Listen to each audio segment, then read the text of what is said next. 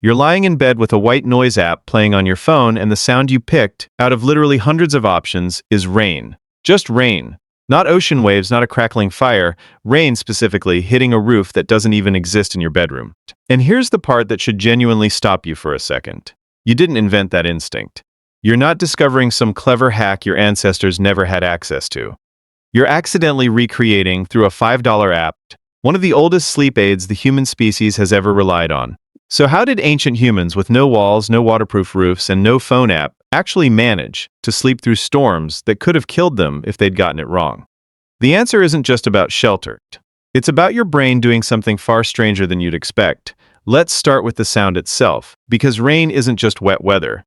Acoustically speaking, it's almost perfectly engineered to help a mammal fall asleep. Rain produces what acousticians call broadband noise, a fairly even, continuous mix of frequencies with no sudden spikes, no unpredictable pattern, nothing that jumps out as a specific identifiable threat. Researchers studying sleep and sound have found that consistent, predictable background noise like this can actually help mask other, more disruptive sounds, smoothing out the auditory environment so your brain has less reason to keep snapping to attention throughout the night. In 2017, researchers Nelly Papalambros and colleagues at Northwestern University published a study specifically testing a related category of sound called pink noise, a close acoustic cousin to rain, played during sleep in older adults.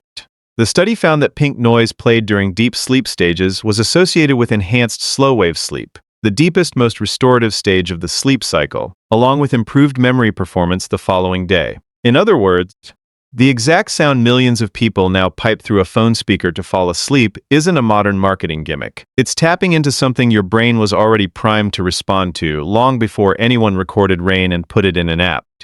There's a related piece of modern research worth pausing on here, because it complicates the assumption that ancient sleep was simple or uniform in the first place. In 2015, researcher Jerome Siegel and colleagues published a study observing sleep patterns in 3 pre-industrial societies without electricity: the Hadza of Tanzania, the San of Namibia, and the Tsimane of Bolivia, using wearable activity monitors to track actual sleep timing rather than relying on self-report. The findings challenged a lot of assumptions people had about natural sleep. These groups didn't go to bed at sunset and sleep straight through until dawn.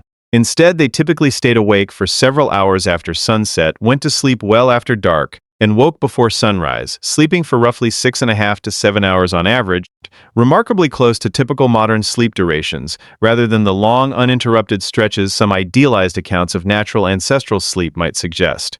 What this tells us is that ancient and pre-industrial sleep wasn't some blissfully simple state where humans passed out the moment it got dark and woke the instant the sun returned. It was already a negotiated, somewhat irregular process, shaped by temperature, light, social activity, and yes, almost certainly by weather conditions like a heavy, ongoing rain. So if rain sounds are genuinely good for sleep, why does that feel so counterintuitive? Shouldn't a violent storm of all things be one of the worst possible conditions for rest? This is where your brain's actual threat detection system gets interesting, because it's not simply reacting to loudness, it's reacting to pattern. Researchers studying sensory gating, the process by which your brain filters out repetitive, non-threatening stimuli while staying alert to novel or sudden ones, have found that the brain habituates remarkably quickly to steady, predictable background noise, essentially learning within minutes that a consistent sound carries no new information worth waking up for. Steady rainfall fits that category almost perfectly. It's loud, sure, but it's also unchanging, moment to moment, hour to hour. A sudden crack of a branch, on the other hand, or a single unfamiliar footstep stands out precisely because it breaks the pattern. And that contrast, not the raw volume, is what your ancient threat detection instincts were actually built to catch. Rain, ironically, might have functioned less like a disturbance and more like a kind of natural white noise machine, one that could actually mask the sounds ancient humans truly needed to worry about. Here's a pattern interrupt worth sitting with. The storm wasn't the enemy of a good night's sleep. In a strange way, it might have been running interference for one. But wait, masking sound is one thing. What about actually staying dry, staying warm, and not waking up in a puddle at 3 in the morning? Sound alone doesn't solve that problem. And shelter engineering wasn't limited to constructed huts. Natural formations played an enormous role too, and the evidence for their deliberate, repeated use is extensive. Caves and rock overhangs across Europe, including famous sites like Lascaux in France and numerous other Paleolithic occupation sites, show clear evidence of repeated long-term human habitation often specifically in locations that offered natural protection from wind and precipitation while still allowing access to water sources and hunting grounds nearby. Researchers analyzing sediment layers, ash deposits, and tool scatter patterns at many of these sites have found evidence of what looks like seasonal or repeated occupation, rather than one-off emergency shelter, suggesting ancient humans weren't simply ducking into caves during an unexpected downpour. They were actively selecting and returning to locations specifically because those locations offered reliable, weather-resistant shelter generation after generation, likely passed down as known. Trusted locations the way a modern family might pass down knowledge of a reliable vacation spot. This is where the archaeological record becomes genuinely impressive, because humans were engineering rain-resistant shelter far earlier than most people assumed. At a site called Terra Amata, near modern-day Nice in France, archaeologists uncovered evidence of oval-shaped hut structures dated to roughly 400,000 years ago. Built using branches anchored into the ground and reinforced with stones, with evidence of central hearths inside suggesting early hominins were already constructing deliberate weatherproofed living spaces long before anatomically modern humans even existed. Much later, at a site called Ohala II on the shore of the Sea of Galilee in modern Israel, dated to roughly 23,000 years ago, archaeologists found remarkably well-preserved remains of brush huts, built from bundled plant material into rounded, presumably thatch-like structures, alongside evidence of hearths positioned specifically to stay functional and centrally located within the shelter. This wasn't guesswork. Across tens of thousands of years in completely different environments, ancient humans were independently arriving at similar architectural solutions: sloped, layered coverings to shed water, central fires for warmth and light, and structural anchoring sturdy enough to survive sustained wind and rain. And the materials used to actually keep water out revealed just how much fine-tuned trial and error went into this problem across completely different environments. Birch bark, used extensively by numerous indigenous peoples across northern North America and Siberia, is naturally water-resistant due to its waxy, layered structure, and was commonly used as a covering for structures like wigwams, providing a lightweight, portable, genuinely effective barrier against rain that required no chemical treatment at all, simply harvested directly from the surrounding forest. In Central Asian steppe environments, felted wool, densely compressed and treated to shed water, formed the covering of the yurt, a design refined over centuries to withstand not just rain but sustained wind and snow in some of the harshest climates humans have permanently inhabited. In coastal and forested regions of the Pacific Northwest, indigenous longhouse construction relied heavily on cedar planking and bark, chosen specifically for the wood's natural rot resistance and water-shedding properties, allowing structures to remain functional through some of the wettest climates in North America. None of these solutions were universal.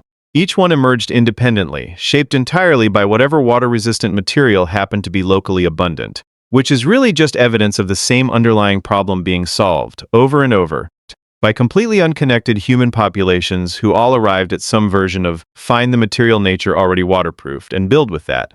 Now here's the part nobody talks about. Rain-resistant shelter design wasn't just about survival comfort. It was also, quite literally, about engineering drainage, a detail that shows up surprisingly early in the archaeological record, at various Neolithic settlement sites across Europe, dated from roughly 7,000 to 5,000 years ago. Archaeologists have documented shallow drainage ditches dug around the perimeter of houses, apparently designed specifically to redirect rainwater runoff away from the structure's foundation and living space. This is a genuinely sophisticated engineering decision, recognizing that the danger of heavy rain wasn't only the water falling directly on you, but the water pooling, seeping, and undermining the ground beneath your home over time. Long before anyone had a formal understanding of hydrology or soil erosion, early farming communities had already worked out through trial, error, and probably more than a few miserable flooded nights, that where the water goes after it falls matters just as much as what's covering your head while it's falling. Keeping a fire alive through a sustained downpour presented its own distinct engineering challenge. Separate from simply keeping the rain off your head, and the archaeological record shows real ingenuity here too. Many shelter designs across different cultures and eras incorporated deliberately positioned smoke holes, angled or offset rather than placed directly overhead, allowing smoke to escape while minimizing the amount of rain that could fall directly down onto the hearth below. Ethnographic accounts of tipi construction among plains peoples describe adjustable smoke flaps that could be repositioned depending on wind direction, allowing occupants to maintain airflow and keep a fire burning even during shifting, gusty storm conditions without flooding the interior or suffocating everyone inside with trapped smoke. A fire wasn't a luxury during a rainy night. It meant dry clothing, warm bodies, and a visible, reassuring source of light and heat in an otherwise pitch-black, waterlogged landscape, which is likely part of why so much shelter engineering across unrelated cultures converged on protecting the hearth as a central Daisen priority, right alongside keeping the rain off the humans sleeping around it. But wait, even with excellent shelter design, ancient humans still had to deal with an obvious, unavoidable problem. Someone needed to stay at least partially alert during a storm. In case the shelter failed, the fire went out, or a real threat approached under cover of the noise and darkness. How did that square with actually getting real restorative sleep? This is where historian Roger Eckert's research becomes remarkably relevant, even though it wasn't originally conducted with storms specifically in mind. Eckert, examining centuries of pre-industrial court records, diaries, and literary references across Europe, found extensive documentation of what he termed segmented sleep, a pattern in which people commonly slept in two distinct phases through the night, referred to at the time as first sleep and second sleep, separated by a waking period lasting roughly an hour, during which people might tend a fire, check on livestock, pray, talk quietly with a partner, or simply rest awake before returning to sleep until morning. While Eckert's research primarily draws on historical rather than deep prehistoric sources, many researchers studying sleep evolution have pointed out that this segmented pattern makes strong intuitive sense as an adaptive trait for ancestral humans living without electric light, in shared, vulnerable shelters exposed to weather and threats. A natural, built-in waking period in the middle of the night isn't a sleep disorder. It might be a remarkably practical feature. A chance to check the fire hadn't drowned in leaking rainwater, confirm the shelter roof was holding, and settle back down, all without ever needing to achieve one uninterrupted 8-hour block. The way modern sleep culture insists is the only correct way to rest. Staying dry solved only half the problem, though, because rain almost always brings a temperature drop with it.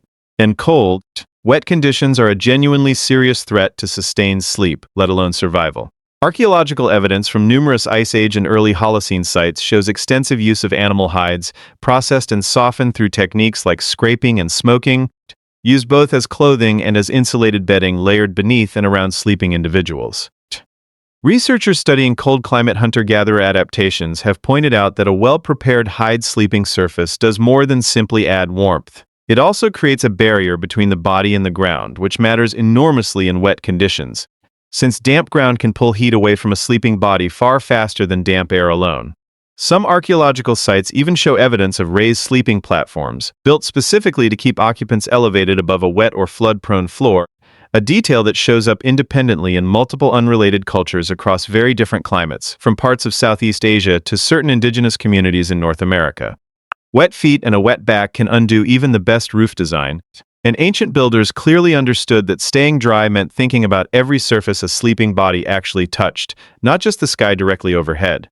But what about violent storms? Actual thunder, lightning, sudden downpours strong enough to genuinely threaten a shelter? Surely those broke through even the best acoustic camouflage and the most reliable sleep architecture. They absolutely did, and this is the honest counterexample worth addressing directly. Because it would be dishonest to suggest ancient humans simply slept peacefully through every storm without concern. Thunder, unlike steady rainfall, is loud, sudden, and completely unpredictable in timing, which means it fails almost every criterion your brain uses to classify a sound as safe background noise. Researchers studying acoustic startle response have consistently found that sudden, high-intensity sounds reliably trigger measurable physiological alarm responses, including increased heart rate and muscle tension, regardless of a listener's familiarity with the sound's source. There's no strong evidence ancient humans developed any special immunity to that. If anything, cross-cultural mythology suggests the opposite. Thunder and lightning appear as recurring, feared, often deified phenomena across an enormous range of unrelated ancient cultures, from Zeus and Thor to indigenous thunder-being traditions across the Americas, which strongly suggests thunder wasn't something ancient humans calmly slept through so much as something they built entire religious frameworks around trying to explain and appease. So the honest picture isn't ancient humans slept peacefully through every storm no matter how violent. It's closer to this. Steady rainfall, specifically, became something the human brain and human shelter design could genuinely adapt to and even benefit from, while sudden violent weather remained, quite reasonably, something to fear, prepare for, and structure entire belief systems around. So the real skill on display wasn't sleeping through danger. It was ancient humans learning, generation after generation, to correctly tell the difference between a storm that was simply loud and a storm that was actually threatening, and building both their shelters and their sleep patterns around that distinction. Now here's where the story becomes genuinely collaborative rather than purely individual, because staying safe and warm through a rainy night wasn't typically a solo project. Archaeological and ethnographic evidence from numerous hunter-gatherer societies, both historical and studied in the modern era, points consistently to communal sleeping arrangements, multiple people sharing close physical proximity within a single shelter, both for warmth conservation in cold, wet conditions and for shared vigilance. Since a group sleeping together effectively distributes the burden of partial alertness across several people, rather than concentrating it on one exhausted individual. Some researchers studying sleep patterns in modern hunter-gatherer groups, including certain communities in the Kalahari and among the Hadza in Tanzania, have documented exactly this kind of layered, socially distributed wakefulness, where it's common for at least one member of a sleeping group to be lightly alert or intermittently awake at almost any given point in the night, without that individual necessarily suffering the same next-day cognitive costs modern sleep-deprived individuals typically experience, precisely because the responsibility rotated and no single person bore the full weight of it. A hut built at Terra Amata 400,000 years ago sheds rain the same way a modern gutter does, just with branches instead of aluminum. A brush shelter at Ohalo 2 keeps a central fire burning through a downpour the same way a modern tent keeps a lantern lit. A Neolithic drainage ditch redirects floodwater the same way a modern foundation's grading does, dug by hands that had never heard the word hydrology. A group sleeping shoulder to shoulder for warmth and shared vigilance does informally what a modern night shift rotation does formally. None of this was accidental convergence. It was 10,000 overlapping generations solving the exact same problem, night after night, rainstorm after rainstorm, until the solution simply became instinct. And that's really the twist hiding underneath this entire question. We tend to imagine ancient humans as passively enduring the weather, huddled and miserable, waiting for a storm to pass. But the evidence tells a very different story, of a species that engineered drainage before it had writing, discovered that certain sounds could be relaxing rather than threatening long before it had a word for acoustics, and built social sleeping structures that distributed risk across a group centuries before anyone formalized the concept of a night watch. Sleeping through rain wasn't a passive accident of exhaustion. It was quietly one of humanity's earliest engineering achievements. Which brings us back to your bedroom, phone propped on the nightstand, rain sounds playing from a speaker instead of an actual sky. You didn't stumble onto a clever trick modern science recently invented. You reached almost automatically for a solution your ancestors spent hundreds of thousands of years refining: steady, predictable, non-threatening sound, layered over a warm, dry, defended space. The technology changed completely. The instinct pulling you toward it never did. We didn't learn to sleep through the rain. The rain taught us how to sleep.